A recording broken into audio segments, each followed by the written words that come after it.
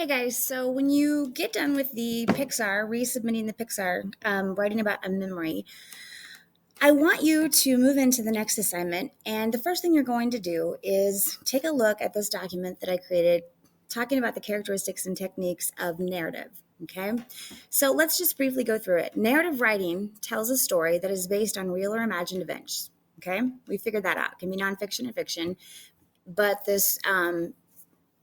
but you can take, I think, the big news for us, or the big sort of takeaway for us, is that narrative writing is actually found in nonfiction, in true stories, just like the tree memory that I wrote about. Narrative writing will always attempt to connect with another human being through emotions. That's the power of story. The power of story is what makes narrative so powerful. It's why writers that are writing like an argumentative piece or any kind of other thing will often insert narrative technique and narrative writing into maybe like a big, longer expository piece because it's so powerful, especially in short, sort of little chunks.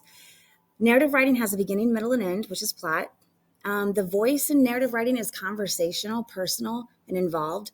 So when I use narrative writing, I'm going to write the way that I talk to you, very personal, very intimate.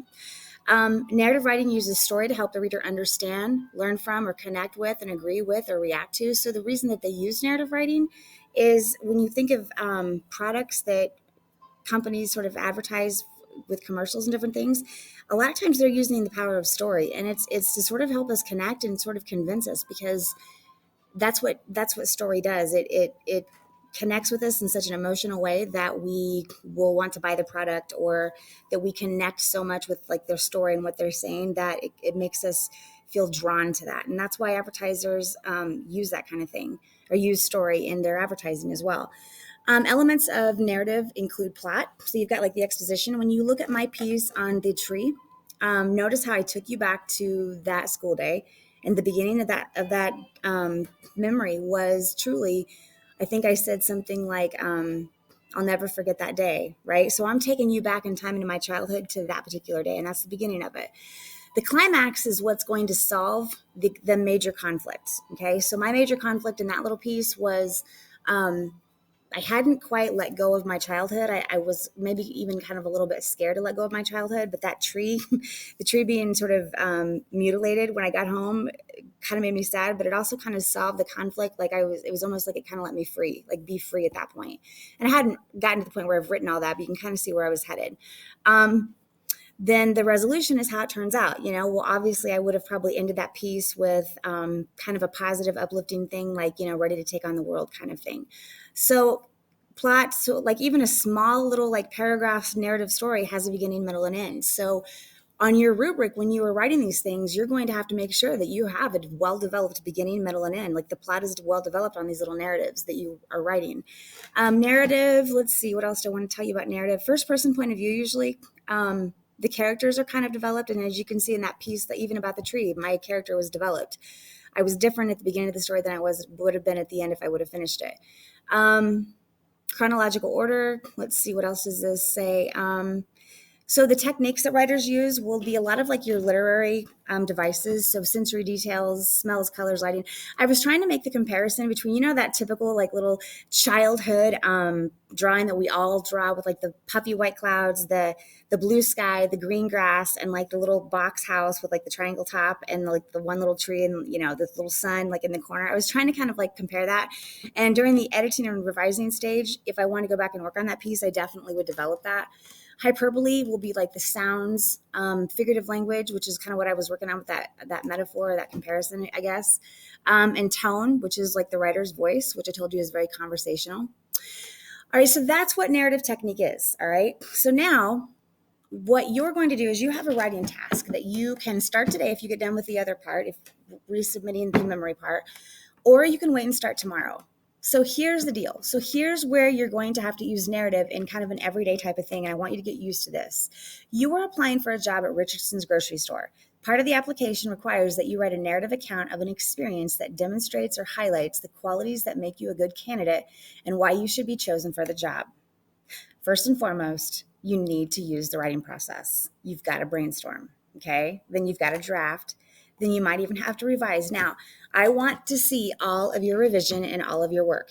Okay. I want you to keep it all. Don't. So this document, you're going to keep everything on this document right here. And maybe like if you kind of start one area and you just like, oh, I don't like that. Instead of deleting it all, just like hit enter a few times and go to like another like little blank area where you can kind of start over if you need to. But I want to make sure that you keep all of your work. Do not delete anything, even if you get frustrated with it. So I've included the narrative writing rubric. So all you have to do is click on that. You can open link in a new tab. And it will kind of look a little bit like the document that I just went over with you. So I'll show you that. So in order to get, all points on the purpose and organization, it says narrative writing. It has a clear focus, and see, it says an effective plot helps to create a sense of unity and completeness. So that's what I meant by beginning, middle, and end. It's going to establish setting, develops narrative and the characters. So we've talked about that.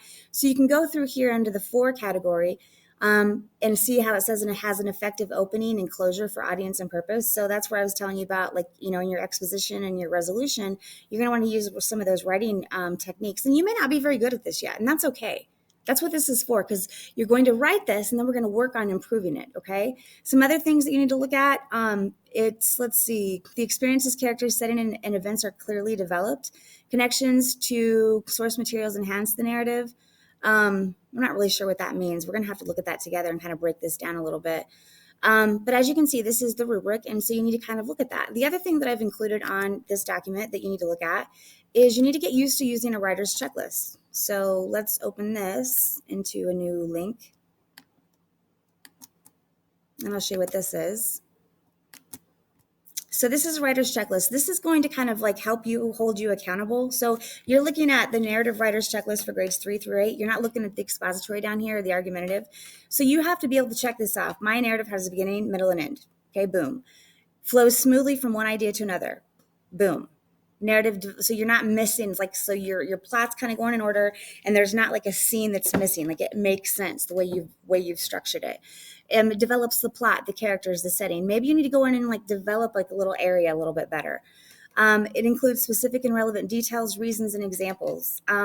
That's kind of with my narrative, I said I'll never forget that day, and then part of my example was showing you I remember that day it was just it was the last day of summer, last day of my senior year, and it was just such a vivid memory. So that's kind of what that means. My narrative uses precise and vivid language.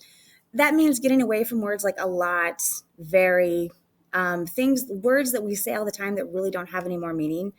It contains sentences that are clear and varied in structure. That's something that I think we can probably pick up in the editing and revising stage to kind of help you with and make those sentences really powerful. It includes correct grammar, uses punctuation, capitalization, and spelling, and uses material from the sources. Okay, so there's no sources really in this one, so you don't have to worry about that one so much. But you do have to address all prompts of the questions. So what I'm going to recommend to you, when I'm breaking something like this down, okay, what I do is I'm applying for a job at Richardson's grocery store. So obviously I'm going to try to sell myself, right? So I'm going to try to use story to really kind of capture who I am. So I'm supposed to write an account of an experience. So I'm going to come down here and kind of start my brainstorming process. So that highlights the qualities that make a good candidate and why you should be chosen for the job. So what I have to do is I have to write about an experience. The experience has to show my qualities. I'm thinking to myself, what is qualities? Okay, so my hard work ethic, my positive attitude, maybe the fact that I don't complain, just try to get stuff done. So notice how I'm going through the first stage of the writing process, and I'm brainstorming. So I'm breaking down this question. That's what brainstorming kind of is on a question like this.